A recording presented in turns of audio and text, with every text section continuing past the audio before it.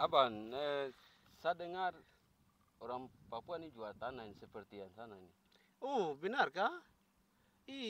Ternyata siapa yang jual tanah itu? Saya dengar-dengar juga ikuti berita ini di media sosial dan juga orang cerita kalau orang Papua ini sudah jual tanah habis. Jadi bagaimana? Nanti kalau tanah sudah jual habis nanti kita dengan kita anak generasi ke depan hidup seperti apa? Nah, yo nanti hidupnya susah karena tanah tanah itu untuk jam kita per generasi. Kalau kita jual tanah habis, berarti nanti keuntungan itu orang pendatang. Karena mereka akan memanfaatkan tanah, mereka punya akan bangun ruko, bangun hotel, mereka akan punya mobil, sedangkan kita masih pakai motor, masih dorong gerobak. Nah itu. Oh, benar. Oh, ternyata begitu di dampaknya. Saya dengar-dengar ini maksudnya seperti di sini yang orang sudah jual tanah habis, termasuk orang bangun-bangun hotel seperti besar-besar di sana. Jadi ini nanti dampaknya ini bahaya karena dia mengancam ekstensi kehidupan orang asli Papua. Karena apalagi kalau tanah jual habis, itu kita orang Papua susah untuk berkebun, bernelayan, bikin rumah bertani, berburu itu hutan itu nanti kalau perusahaan dong izinkan untuk masuk, apalagi dengan nanti masuk dengan pihak militer, kita yang punya tanah kita akan mayoritas di tanah sendiri. Apalagi kita ini hidupnya orang Papua hidup tergantung dari tanah. Artinya kita bilang bicara tanah adalah mama kehidupan bagi orang asli Papua. Tapi kalau jual tanah habis, nanti kita punya anak-anak cucu ke depannya itu seperti apa ya? Saya juga bingung. Jadi saya sekarang juga masih tanya-tanya ini, kenapa kita bisa jual, kita punya orang tua, kita punya orang Papua bisa jual tanah ke pemerintah dan perusahaan-perusahaan ya. Ya, eh, kita lihatin macam terkesan itu karena ekonomi. Tapi kalau kalau tidak jual tanah, kita bisa kelola kita punya tanah adat. Solusinya kita punya tanah adat, kita kelola, kita bisa tanam pinang atau kita berkebun, tanam ubi, jalar, kasbi, kita hasil dari situ kita jual. Nah, datang kawan, kita bisa biaya kita buat anak-anak, bukan kita jual tanah untuk biaya anak-anak di sekolah atau biaya kehidupan. Karena mereka yang datang beli tanah itu sekali, tidak besok dah lusa atau berapa bulan, tidak, mereka akan kasih kasih sekali. Ah, maka otomatis kita rugi, ruginya panjang sekali. Ah, begitu. Oh iya betul Oh benar, ternyata begitu Makanya kita mama-mama di pinggir jalan, contohnya di P3 atau sepanjang jalan di pinggir jalan Sentani ini, pondok-pondok kecil kita mama-mama yang jualan itu kita mama orang asli Papua. Ternyata kita punya tanah.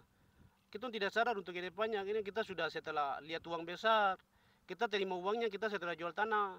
Mereka beli kita punya tanah, mereka bangun hotel, kios, ruko. Setelah itu kita ngasih daripada olah dari kita punya tanah yang kita jual, mereka jual kita pergi beli lagi ke mereka. Padahal ini kita punya tanah. Kalau kita bisa berpikir untuk ke depan, saya pikir ini Otsus ini sudah jelas. Jadi kita krisis ekonomi ini seharusnya kita ini seperti Aceh. Aceh itu mereka sejahtera, tapi kita beda dengan Papua. Orang bilang Otsus untuk orang Papua, tapi kita pun masyarakat, mama-mama dorang, bapak-bapak dorang. Saya lihat ini jualan pinang saya di pinggir jalan, tidak buka kios.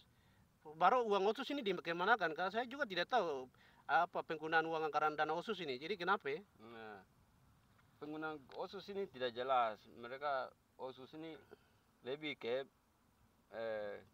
kemanusiaan, misalnya kemanusiaan, tapi kemanusiaan yang mereka bilang itu kemanusiaan sosial, yang bangun ruko, bangun toko, dan kemanusiaan sosial yang tidak berguna, yang dong pakai osus. Karena kita lihat fakta dan kenyataan, kita punya mama mereka jualan di jalan, pondok juga pakai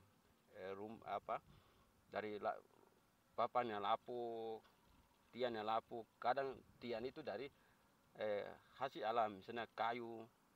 Sebenarnya one option untuk datang menjamin orang asli Papua bagaimana ciptakan ruangan ekonomi kerakyatan. Harus ekonominya ke situ. Misalnya otonomi khususnya. Oh iya, ternyata begitu. Tapi selama ini orang bilang Otsus itu untuk orang asli Papua. Tapi seperti contoh tadi sudah cerita itu. Orang bilang dalam undang-undang Otsus itu sudah jelas bahwa Otsus ini lahir untuk kesejahteraan orang asli Papua, bagian bidang ekonomi, bagian pendidikan, kesehatan. Tapi rata-rata gitu orang Papua ini tidak merasakan hadirnya Otsus di dalam Papua. Karena anggaran yang mereka dari pusat mereka alokasikan ke tanah Papua, orang yang penanganannya tidak jelas. Makanya kita masyarakat ini, mama bapak dorang, kakak adik dorang ini tidak bisa rasakan otsus itu. Jadi orang bicara otsus, tapi saya pikir ini di Papua kita tidak merasakan hadirnya otsus.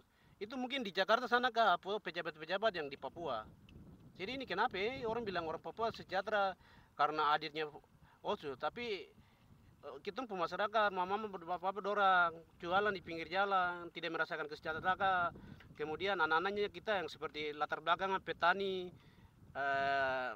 buruh, kemudian nelayan, kita mau bayar uang sekolah saja, uang kampus. Sekarang ini biaya di setiap universitas ini mahal-mahal. Baru anggaran uang otsus ini kemanakan? Padahal dalam undang-undang otsus sudah jelas bagian anggaran untuk pendidikan, kesehatan, dan bagian kesejahteraan ekonomi. Tetapi penyaluran anggaran ini tidak jelas. Akhirnya kita mau bayar uang kuliah, sekolah, itu uang besar. Apalagi kita punya orang tua pendapatan asli petani, kemudian nelayan, buruh. Kita orang tua contohnya 1 bulan pendapatan hanya 200.000, mau bayar uang anak sekolah punya uang biaya mahal itu karena nampaknya otsus ini tidak jelas. Makanya itu yang kita orang Papua jangan jual tanah, karena melalui tanah kita bisa hidup, melalui tanah kita bisa berburu, melalui tanah kita bisa nelayan. Jadi maksud tanah ini kenapa orang jual-jual sampai habis ya di Papua ini. Baru ke depan maksudnya contohnya kita punya anak, kita punya adik-adik, keluarga, cucu ke sana nanti kalau tanah jual habis ke teman-teman pendatang, nanti kita hidup makan dari mana? Ini juga saya sekarang bingung pikir-pikir, kenapa bisa begitu? Betul.